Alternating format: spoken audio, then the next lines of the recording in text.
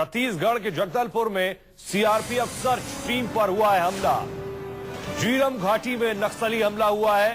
CRPF की search team पर 20 जवानों के शहीद होने की खबर मिल रही है। आपको बता दें कि नक्सलियों ने घात लगाकर यह हमला किया है। लैंडमाइन धमाके के जरिए 20 जवान शहीद हो गए। इस तरह की खबरें मिल रही है।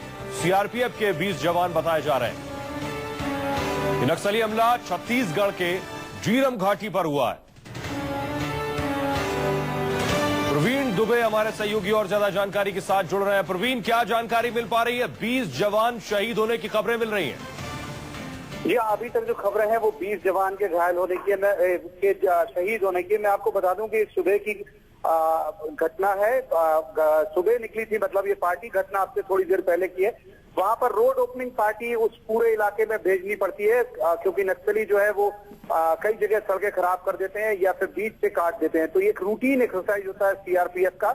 ये उसमें निकले थे। लगभग 30-40 जवान थे और अचानक नक्सलियों ने एम्बुश लगाकर इन पर पहले हमला किया। और जब इन्होंने पोजीशन लेनी चाहिए जवानों ने, तो जिस जगह में इन्होंने पोजीशन ली थी वहीं धमाके हुए और जो आईईडी ब्लास्ट हुए वहां पर। और उससे जो हमारे सोर्सेस हैं वो बता रहे हैं कि 20 से ज्यादा जवानों के शहीद होने की खबर है। हालांकि अभी तक जो नजदीकी अस्पताल है टोंगपाल, वहां पर 3 डेड बॉडी लाई गई है, लेकिन सोर्सेस इस बात की पुष्टि कर रहे हैं कि 20 से ज्यादा जवान शहीद हुए होंगे। बड़ी घटना है ये उसी इलाके में जहां पर एक साल पहले 25 मई को पिछले साल कांग्रेस की एक पूरी नई पीढ़ी को तबाह कर दिया था नक्सलियों ने हमला करके। जी प्रवीण, क्या जानकारी मिल पा रही है? क्या जो बाकी के जवान 20 जवानों के शहीद होने की खबरें, बाकी के जवानों के बारे में किसी तरह की कुछ जानकारी? जो सीआरपीएफ के सोर्सेस है उनसे हमारी बात हुई है, जो रायपुर में उनका जो बेस कैंप है वहां पे, उनका ये कहना था कि उन्होंने हेलीकॉप्टर भी अभी थोड़ी देर पहले ही रवाना किया। हेलीकॉप्टर को क्लियरेंस केवल इसलिए नहीं मिला था क्योंकि उस इलाके में फायरिंग चल रही थी, यानी अभी तक अब से कुछ देर पहले तक मुठभेड़ वहां हो रही थी। इसी वजह से हेलीकॉप्टर वहां से टेक ऑफ नहीं कर पाया रायपुर से। अब जाके टेक ऑफ हुआ है और हेलीकॉप्टर के जाने के बाद शायद स्थिति सामान्य हो, क्योंकि अक्सर जब भी हेलीकॉप्टर ऊपर से मोर्चा संभालता है तब नक्सलियों में भगदड़ होती है और उसके बाद वो इलाके से भागते हैं। तो बहुत संभावना है कि अब जाके स्थिति सामान्य हुई होगी, लेकिन जो हमारे लोकल सोर्सेस हैं वो कह रहे हैं कैजुअलिटी और भी बढ़ सकती है। प्रवीण, घात लगाकर यह हमला किया गया है, बता रहे हैं 30 से 40 सीआरपीएफ के जवान थे। नक्सलियों की संख्या के बारे में कुछ जानकारी?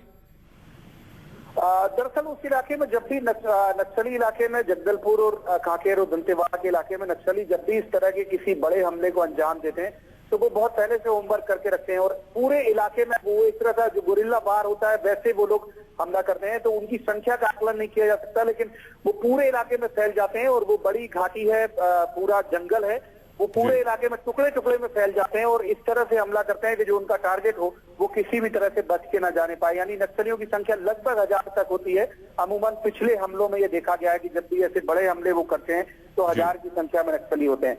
जी प्रवीण, लेकिन सर्च ऑपरेशन के लिए ये टीम जा रही थी, आप बता रहे हैं इस तरह की ये घाटी है कि जंगलों से भरा हुआ ये इलाका है। ऐसे में पहले से क्या इनकी बैकिंग के लिए भी, इनके बैक सपोर्ट के लिए भी टीम रवाना हुई है कोई अब तक? देखिए, मैं आपको बता दूं, इस पूरे इलाके में लगभग ये जो आंध्र प्रदेश से जोड़ने वाला हिस्सा है छत्तीसगढ़ का, इस पूरे इलाके में यदि मैं कहूं कि समानांतर सरकार चला रहे हैं नक्सली तो शायद गलत नहीं होगा। वो पूरा घना जंगल है और नक्सलियों का सालों से वहां पर कब्जा है। सीआरपीएफ के जरूर वहां पर कैंप बने हुए हैं, लेकिन सीआरपीएफ जब भी रोड ओपनिंग पार्टी उनकी निकलती है, सड़क को क्लियर करने वाली पार्टी जो निकलती है, उसके ऊपर अक्सर इस तरह के छुटपुट हमले होते रहते हैं। लेकिन